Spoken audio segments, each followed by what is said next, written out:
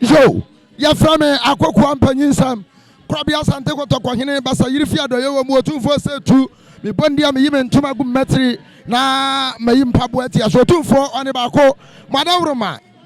2 4 Atiamu for now, so as Remiranum, Madame Roma Sabre, Akoko Ampanyin Semie, and now I forfeit that the Maya Ayada, Ayadati, Afa, Yanana, or therefore Oushu Amwaye, Abiadu Shamwaye. Wano na bakwa sam trasa tetebre mu no sa yakwasa apiadu waka ho pa na apiadu hene nso woye nipa bia na busua wo bono ananton wo bono aya asatiri wo mu abra so mu na wo santen ni se tutu odi kan ya kan satira enye ya abusua ketwa apiadu hene wakwansia do wakwaya afena na dotiye no adruso na yayo ampanyi se odisi aprempo tutu a eni etie aduma kwasem tina akukudam odafo wuso amwaya sankase a wuso adoto asatredesia wodi adwono to sankase wa wuso adoto na asatredesia wonu akrabo ne pete atatri na nani asante achemu so nyine mo na nani abrankase nyame ne usupanyini